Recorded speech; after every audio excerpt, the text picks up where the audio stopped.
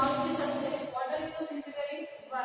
Now in this lecture I will explain different techniques of water distribution in the farm. In previous lecture I have explained that the types of which are the types of irrigation. There are different types of irrigation: surface irrigation, subsurface irrigation.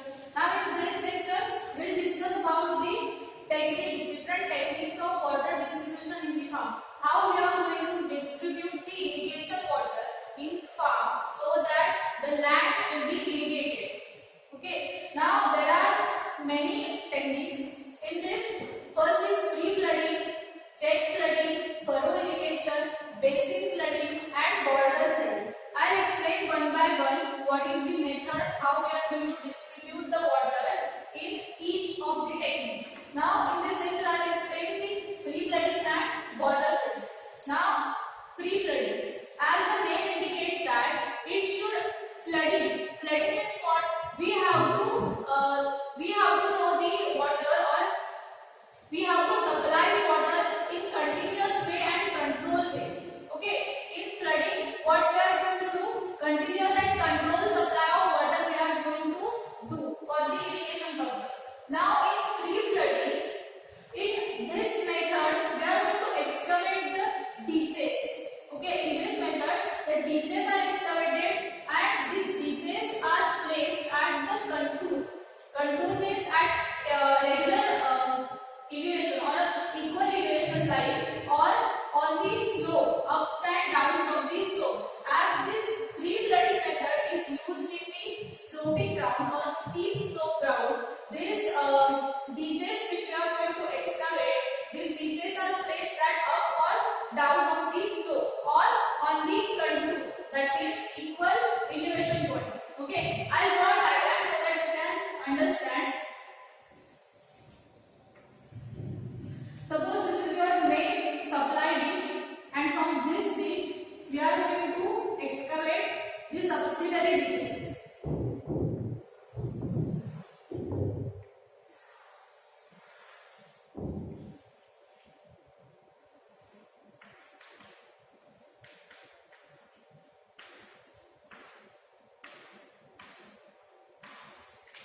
Now, suppose this is your main supply ditch. This one is your main supply ditch. Now, from main supply ditch, we are going to excavate the subsidiary ditches. That is another small ditches. This is called as the subsidiary ditch.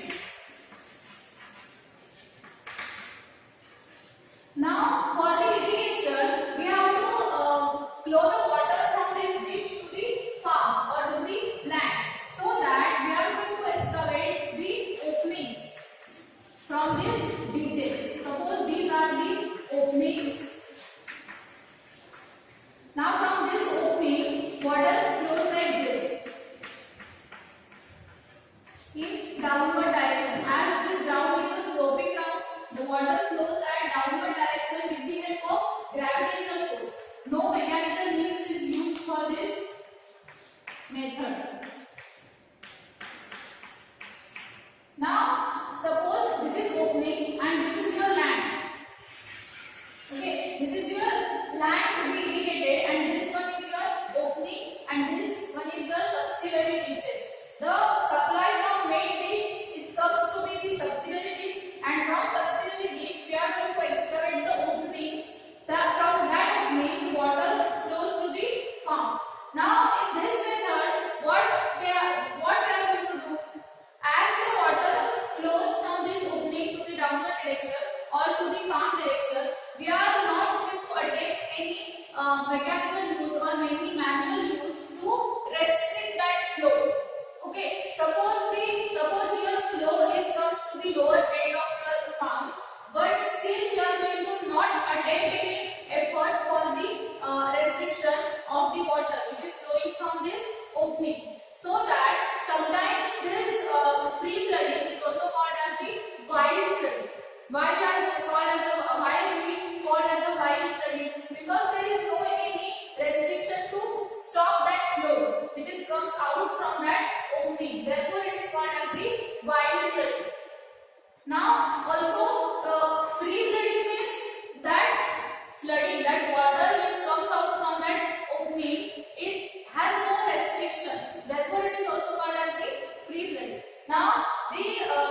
this type of water distribution scheme is used in the sloping ground where ground has this steep slope.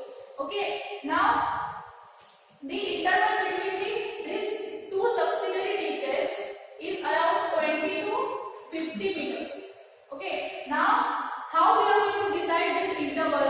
We are going to decide this interval on the basis of texture of your soil, slope of your ground, and the crops which you are going to grow on that ground. Now suppose the land is of coarse grained soil, and that means texture of your soil is coarse grained soil. Now in that case we are going to take the interval between two subsidiary ditches as small. That means suppose 20 meters interval, and suppose the texture of your soil is fine grained soil, then we are going to place the interval between two subsidiary ditches as larger interval. That means 50 meters interval. Why we are going to take that intervals as this? Because coarse grained soil has percolation capacity, large percolation capacity or infiltration capacity. As water flows from the opening, it may infiltrate into the soil, and the rate of flowing that water becomes less. Okay, and the quantity of water which we are going to use for the irrigation purpose will be high quantity.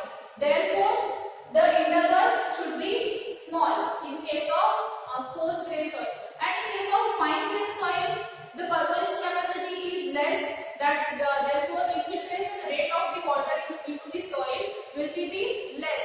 Therefore, the water flows at the higher rate or higher quantity. Therefore, the interval between two subsidiary ditches we can take as a higher interval. That means 50 meters interval. Now again, in this method, the initial cost of excavation will be low because there is no any extra efforts for this method. Only the ditches are excavated. Ditches means the form in the excavation in the form of channel. Okay. Now only the excavation cost is there, which will be less cost, but the requirement of labor will be higher because we have to maintain that ditches. Okay, we have to maintain that ditches, maintain that openings. Therefore, the requirement of labor will be high. And again, in this method, water application efficiency will be low. Because why this is low? Because there is no any rule for that land to spread the water. Suppose the water is flowing in this direction and it is having slope, and the topography of that land should be irregular. Therefore, there is no restriction for that water to flow in only one direction or to spread that water in all the directions. Therefore, it is also called as the wild flooding. Okay. Now, this type of flooding is used in the irregular ground or land which is having irregular topography. Now, as this method is not very convenient, we can use this method for the crops which are close growing, like pastures. Pasture is the land which we are going to use for the animal feeding only. Pasture grows the crops which are close growing. Now, for the close growing crops only, the free flooding method is used. Now, second method is border flooding. Now, in border flooding, we are going to divide the land into the strips. Okay, I'll draw a diagram to explain this. Now, suppose this is your main supply ditch. As I have drawn here, this is also the main supply ditch. Now, I'll divide this land into the equal number of strips.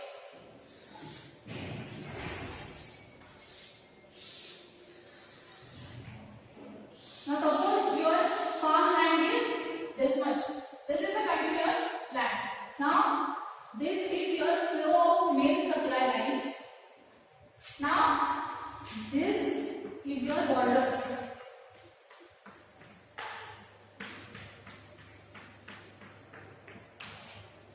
Now these two are your borders. These borders should have low levees. Levees means the embankment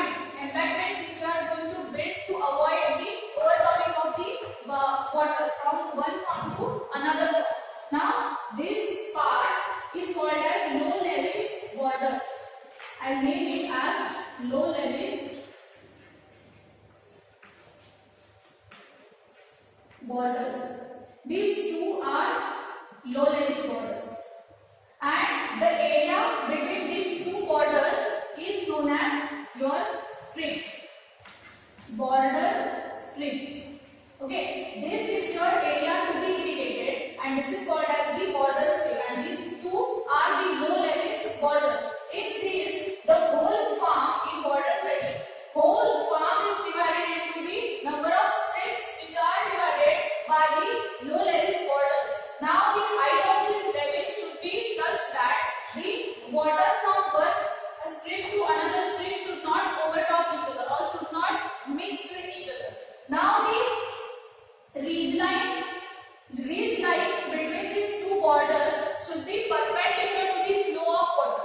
Now why this is perpendicular? This is perpendicular for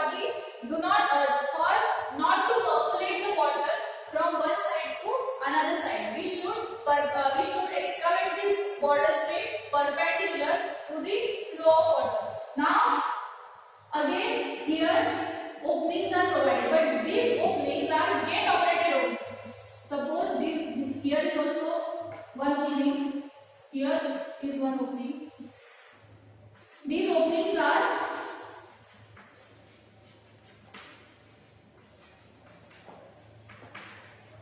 gate operated opening. Now the flow from this opening should be like this.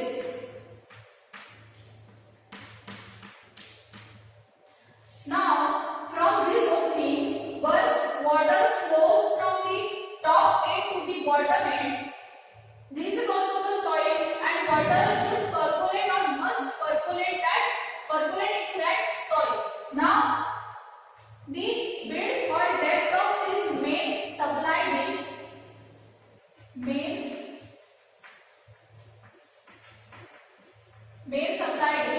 is depends on the width of your border strip and the texture of your soil. Suppose this soil is the post clay soil, as I have explained in pre-flooding. Same matter is in border flooding.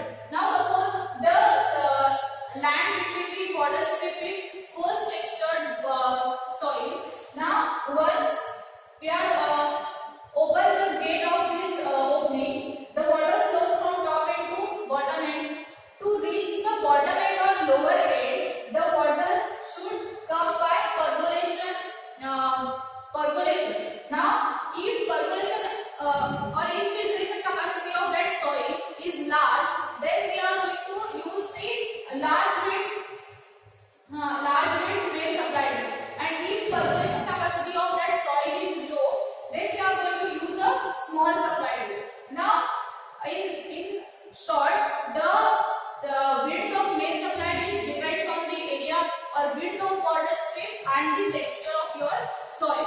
Now, the width of this is 10 to 40 meters.